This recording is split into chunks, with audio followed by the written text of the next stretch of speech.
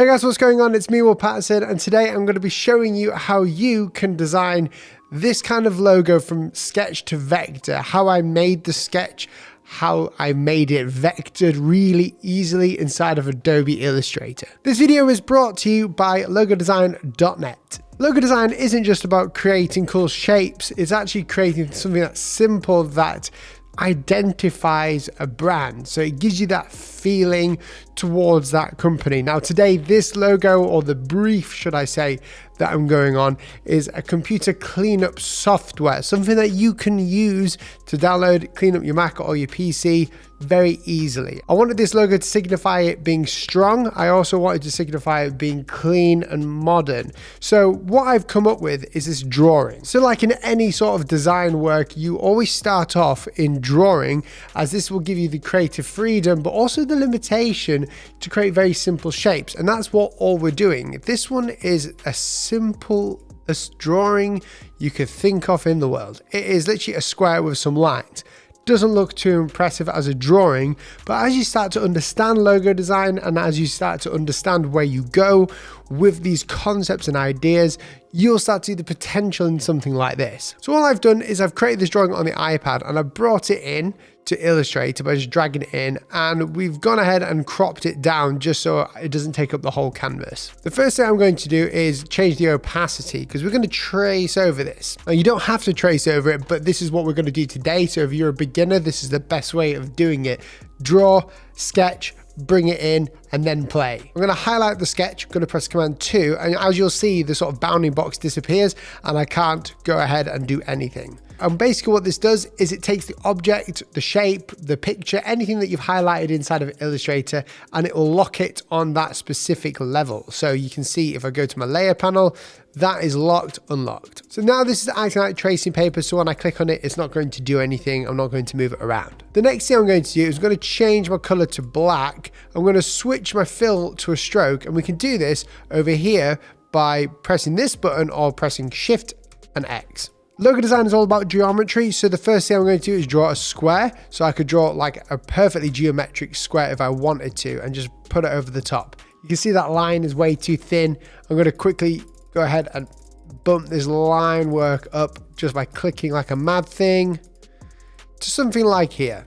Now, as you can see, if I just move this to the left, we've got a stroke. So this can be changed in thickness. We're not using actual squares and cutting things out because we want to keep all the aspects of this consistent. And this is the easiest way of doing it. Now you can see this has got like a square and a circle. Perfect shape for a logo, as it's easy to see, easy to draw, easy to remember, and very scalable. All we need to do is increase this shape. So I'm going to select it with my selection tool and I'm going to drag down like so. Obviously, we don't have the rounded corners at the bottom, but the great thing about Illustrator is that we get these little dots on the side of our anchor points. When you see these dots, it allows you to round the corners of this shape really easily. This used to have to be done with an effect where you would have to go to effect and then go round here and just find round corners. Doesn't work very well. So what I want to do is, instead of rounding the whole thing, I want to round just the bottom one. So I'm going to go to my direct selection tool by pressing A, and then I'm going to select both of these two anchor points, and then I'm going to use the corner tool to get a perfect circle till I get that red line. Now that I've got that red line, I've got my border there. You can start to see that this is really taking shape. Now the hard bit comes here, because what I've actually tried to do here is create a square with these lines. It seems easy to do, but it can be a bit tricky when you try to replicate it perfectly inside of Illustrator. So all we're going to do is we're going to create another square here, and I'm going to just make it into a fill as to not wreck the stroking area. And this is a perfect square. So when I brought it out, I held Shift. I'm going to go ahead and press Shift X again, and that's going to make it into a stroke. Now, the only problem is it's not the same thickness, but that doesn't matter. This is just going to be our baseline of where we want the lines to be. I'm going to increase this ever so slightly as well, because we can always edit this later. Now, what I want to do is use the same stroke width as this to create these lines. And there's so many different ways inside of Illustrator and other apps like Vectornator as well to do this. But what I'm going to do is do the easiest way for me, which is to get my line tool here. And I'm going to bring down a line holding Shift at this angle there. Holding shift will bring it down to that 45-degree snapped angle. And then I'm going to go ahead and just scale it up. And you might think, why are you scaling it up so much? Well, in order to get it perfect, there's a few things we need to do. Once I've done this, I'm going to go ahead and hold shift, alt, and I'm going to drag, and that's going to copy it or duplicate that shape at a 45-degree angle again. And that's what we want. We're going to duplicate it to about here. Then instead of having to do this over and over again, I'm going to press Command D and do that twice. So it gives us this sort of like perfect spaced out line repetition. So now that we've got these lines in the perfect order, they're going to be a bit too thick because I want them to intersect and have more lines somewhere else. So I'm going to cut these out, and it takes a bit of time to get this correct. But I want to make sure these lines are working pretty well, and I want a few of them. I'm going to highlight them and make sure these two endpoints look relatively similar. Highlight everything else, then deselect the outside shape, press Shift and M, and we're going to hold Alt with the Shape Builder tool to get rid of the lines that we do not need on the outside. So I start off with the big thick lines first. We're going to cut this there because it didn't particularly work correctly. Highlight it all again. And it's just a process of manipulating and taking away these shapes here. So now we have like a square shape in the middle there with these lines. They are thinner than the outside lines, but that's okay because we're clumping a lot of lines together. What we need to do now is, for free, duplicate it by going ahead and pressing Shift, Alt and dragging, and that will duplicate to the left. We do this just so we don't mess up the first one. We always want to have something to come back to, and also something to compare it to. Now, obviously, the only problem here is that everything seems a bit boring. It seems very, very jagged. Now, what I want to do is go through basically an inspiration spike like Big Sur and round some stuff off. So the first thing we could do is round these. You might think, how do I round them? Maybe you could expand them or make them into an actual shape. Well, instead of doing that, what we're going to do is select all of these lines.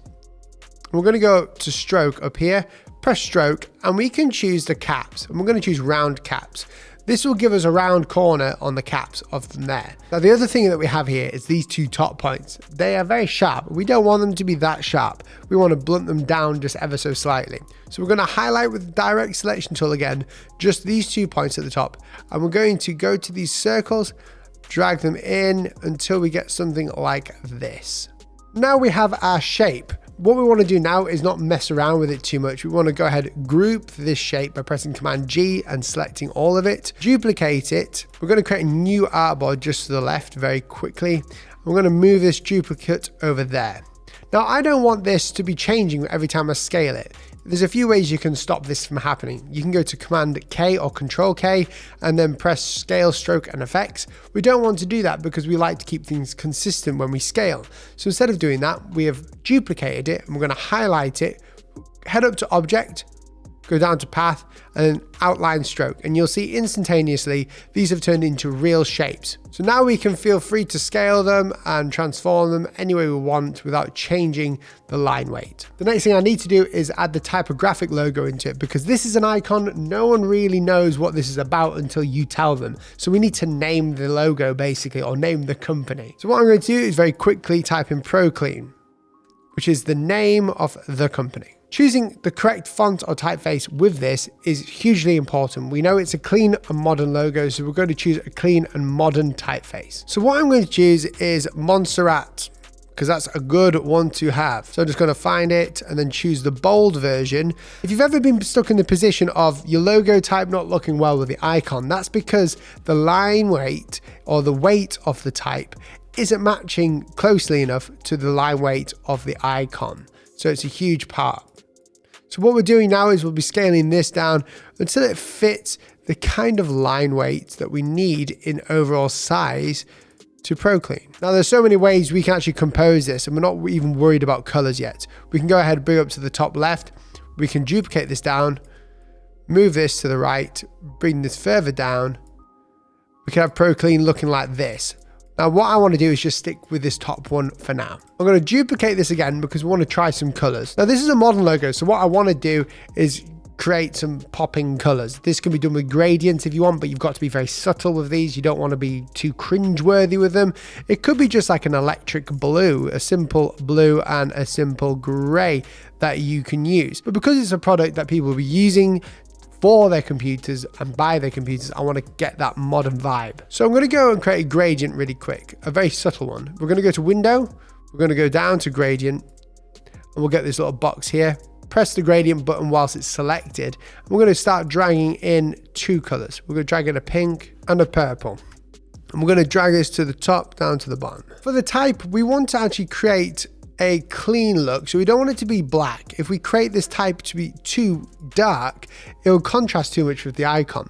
So we actually want to desaturate this. And the easiest way is to choose a nice clean gray. To see if this logo works on an off-white bounding box, we can do some testing. We can highlight the whole thing, scale it down. We're going to create another box around this, just a really strange looking box. Create an off-white color just with the color swatches, bring that further in, maybe even change the off-white ever so slightly to come further up. And that to me looks pretty clean and nice. I just want to thank the sponsor of this video, LogoDesign.Net. If you're someone who's wanting to learn more about logo design, see written tutorials and see more about what I've done here in more detail, then go ahead and click the link down below in the description. They've got so many resources for you to read, view, and look at on their website. I've done many tutorials sponsored by LogoDesign.Net, so if you're someone who's new getting into the field, then go ahead and press the link down below in the description. Guys, thank you so much for watching. If you have enjoyed this video, please remember to like, subscribe, turn on post notifications so you never miss a video like this. YouTube doesn't always tell you when I've posted a video,